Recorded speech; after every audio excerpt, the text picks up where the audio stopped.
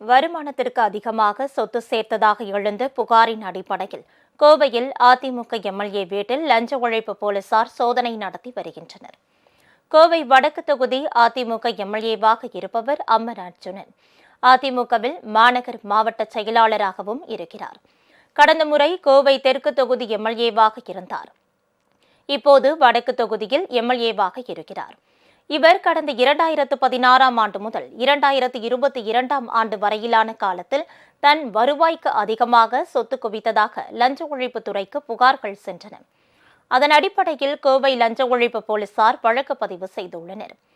MLA அம்மன் அர்ஜுனன் மட்டுமின்றி அவரது மனைவி விஜயலட்சுமி பெயரிலும் வழக்கு பதிவு செய்யப்பட்டுள்ளது.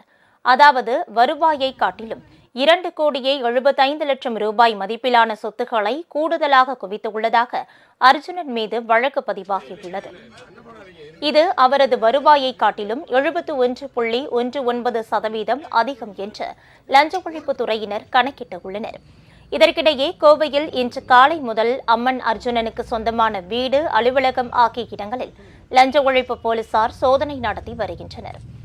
அரசியல் காழ்ப்புணர்ச்சி காரணமாகவே தமது வீட்டில் லஞ்ச ஒழிப்பு போலீசார் சோதனை நடத்துவதாக சட்டமன்ற உறுப்பினர் அம்மன் அர்ஜுனன் தெரிவித்துள்ளார். வருமானத்துக்கு அதிகமா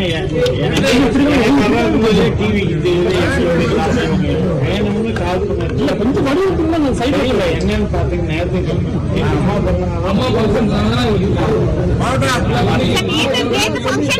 ஒண்ணுமே சொல்ல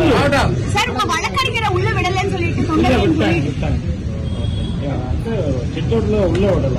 அவங்க எந்த இது இன்ஃபர்மேஷன் நான் கொடுக்கல. நான் வாக்கிங் போயிட்டு இருந்தா கூப்பிட்டா வந்தேன். வீட்டில் அவங்க உள்ள இருந்தேன். உங்களுக்கு ஏதாவது அழைப்பு நாள் கொடுக்குறாங்க. சோதனை எப்படி பாக்குறேன்? நான் எப்பயோ எதிர்பார்த்து அது இன்னைக்கு வந்துருக்கேன்.